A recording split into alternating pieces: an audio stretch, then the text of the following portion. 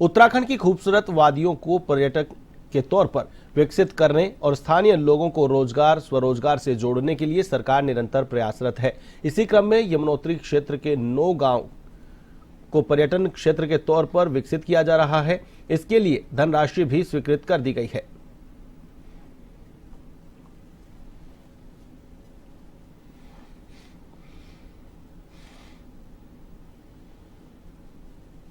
और पर्यटक स्थल घोषित किया है और उसके लिए 74,20,000 रुपए की वहां के ट्रैक मार्ग विकास के लिए विभिन्न प्रकार के रेन सेट और बनाने के लिए वहां पर स्वीकृति दी है और उसकी पहली किस्त 40 लाख रुपए की जारी भी कर दी है। इसके लिए समस्त जनता की ओर से उनका मैं आभार व्यक्त हूं। और जिस प्रकार से आदरणीय मुख्यमंत्री जी प्रदेश को पर्यटन प्रदेश के रूप में बढ़ाने के लिए लगातार काम कर रहे हैं।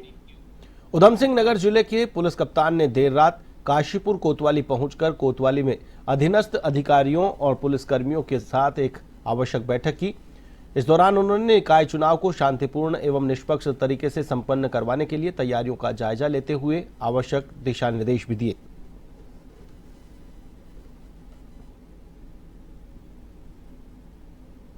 कई विषयों पर बात करनी थी, क्राइम पर भी बात करनी थी, पुलिस की प्रेजेंस पर बात करनी थी, यातायात और सुरक्षा से संबंधित भी था और एक मुख्य विषय जैसा कि आपने बताया चुनाव भी था, जिसमें कि आज प्रत्याशियों के नामांकन के बाद और उनके नाम वापसी के बाद अब पूर्णतया चुनाव की तैयारियों में भी प्रत्याशी भी और पार्टियां भी लग गई हैं और पुलिस भी लग गई है।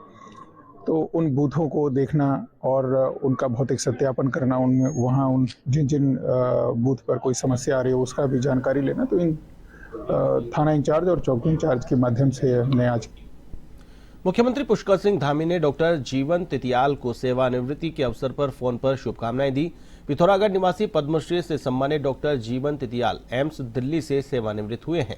सीएम धामी ने उन्हें फोन पर शुभकामनाएं देते हुए कहा कि डॉक्टर तितियाल के समर्पित सेवा काल ने स्वास्थ्य सेवाओं को नई दिशा देने में महत्वपूर्ण भूमिका निभाई।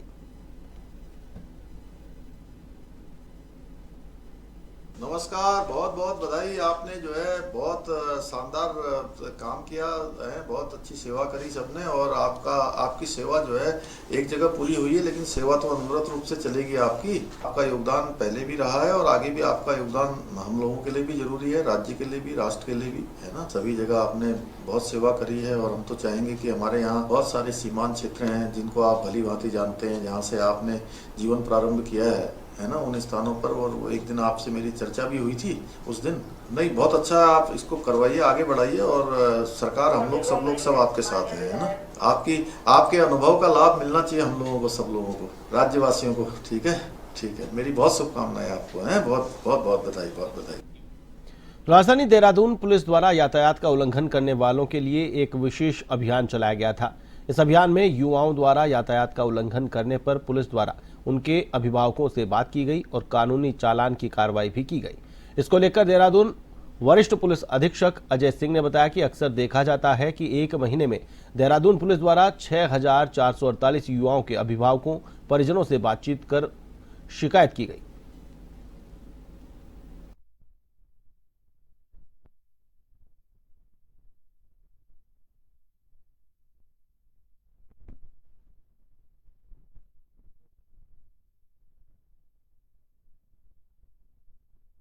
बीस से 30 साल के युवा है या कुछ नाबालिग भी ऐसे हैं जो वाहन चलाते हैं और खासकर रैश ड्राइविंग की शिकायत उनकी रहती है। बहुत सारे इस तरह के एक्सीडेंट भी होते हैं जिसमें बिना हेलमेट के रैश ड्राइविंग के कारण पाए गए। साथ ही साथ ड्रंक एंड ड्राइविंग के भी बहुत सारे ऐसे केसेस रहे हैं जिसमें पुलिस कार्रवाई करे। इसमें युवा ही ऐसे पाए जाते हैं जो ऐसी गाड़ियों को चला रहे हैं ड्रंक एंड ड्राइव में।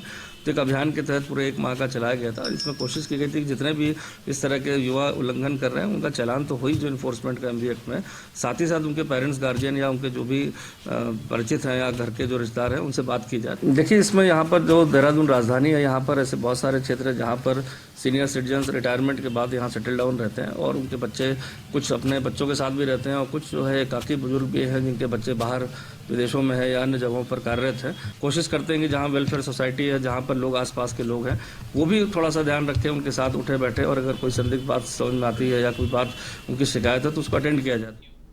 उधम सिंह नगर की जसपुर नगरपालिका क्षेत्र में निकाय चुनाव की सरगर्मियां तेज हो रही हैं।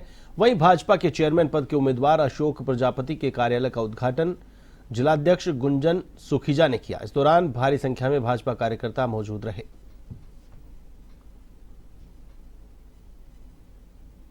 निकाय चुनाव का बिगुल बज चुका है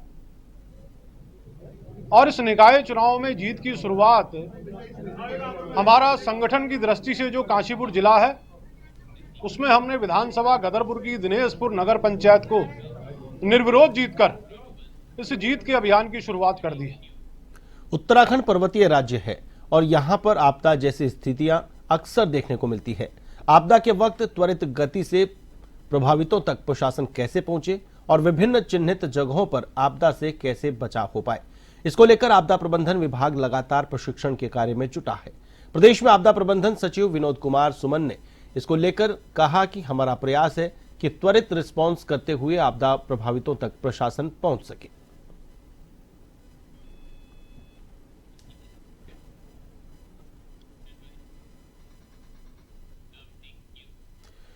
नेता यशपाल आर्य ने हल्द्वानी में निकाय चुनाव को लेकर कांग्रेस कार्यकर्ताओं की बैठक ली। बैठक के बाद नेता प्रतिपक्ष यशपाल आर्य मीडिया से मुखातिब हुए। कांग्रेस में डैमेज कंट्रोल को लेकर उन्होंने कहा कि पार्टी का एक फैसला सभी कार्यकर्ताओं को मानना पड़ता है। उन्होंने कहा कि सभी लोगों से बातचीत चल रही है और कई लोगों ने अपना नामांकन वापस भी ले लिया है।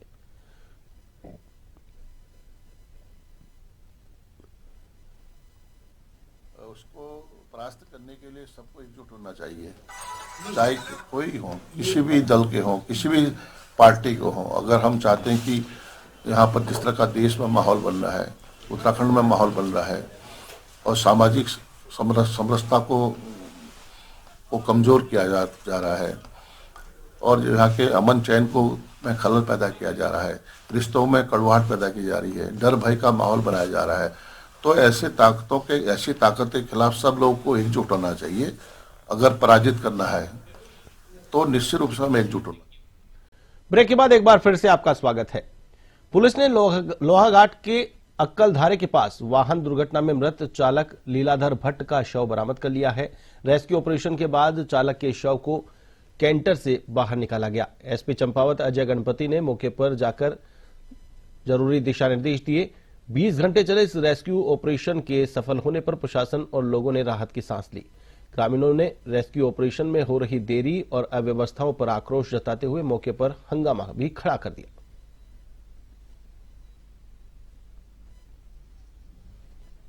यहाँ पर और इसमें हमने कल रात ही जो है एक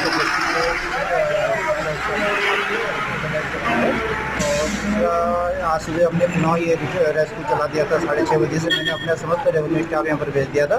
तत्पश्चात सभी SDRF, NDRF और पुलिस प्रशासन सभी लोग हम यहाँ पर मिले रहे और कर रहे हैं और ICCP के सहयोग से चेन कुप्पी वगैरह करके गाड़ी को पलटा के हमने चालक की बॉडी को रिकवर कर लिया है। एक कैंटर हमारा दुर्घटनाग्रस्त हो गया था, ये अक्कलधारा के पास, शिवालय के पास, और इसमें कल ही जैसे ही सूचना प्राप्त हुई थी तत्काल पुलिस, SDRF और संबंधित विभाग यहाँ मौजूद आ गए थे और जिसमें एक को कल ही हमें रेस्क्यू कर लिया गया था। इनका नाम था सोनू राय, उसका नाम था, तो उनको कल रेस्क्यू कर लिया गया था। लेकिन क्योंकि गाड़ी इतनी ज़्यादा स्टीप उसमें फंसी हुई थी इसलिए चालक का शव उसमें बहुत बुरी तरह फंसा हुआ था।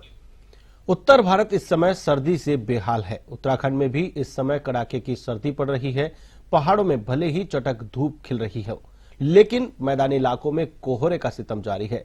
हल्द्वानी में कोहरे की वजह से दिन में विजिबिलिटी काफी कम हो गई है। हल्द्वानी में रात का तापमान 8-9 डिग्री तक जा रहा है। आने वाले दिनों में पारा और भी नीचे लुढ़कने के आसार है। सर्दी के सितम को देखते हुए नगर निगम ने रैन बसेरों और शहर के अधिकतर चौराहों पर अलाव का इंतजाम किया है।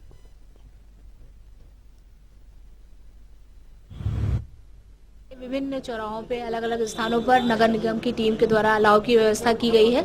इसके अलावा हमारे रैन बसेरे भी इस समय उनमें भी व्यवस्था है। जो कोई कहीं किसी के पास रहने की जगह नहीं है वो रैन बसेरे में भी जाकर निवास कर सकता है। इसके अलावा जहां कहीं ऐसे असहाय लोग हैं जिनको कंबल की आवश्यकता है उसे भी नगर निगम की टीम वितरित कर रही है।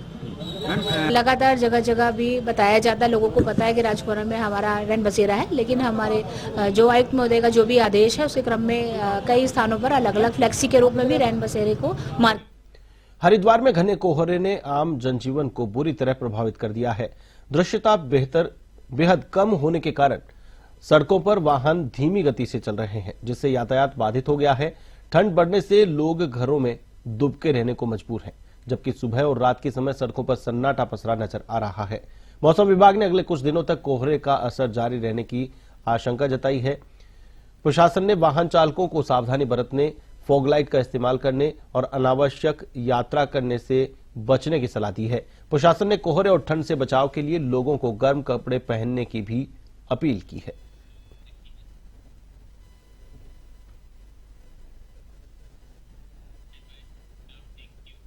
प्रदेश में मानसून सीजन के बाद अब तक सूखा होने के चलते बारिश की सामान्य मात्रा में कमी देखी जा रही थी, लेकिन हाल ही में कुछ दौर की बारिश के बाद इस सीजन की बारिश में कुछ बढ़ोतरी देखने को मिली है।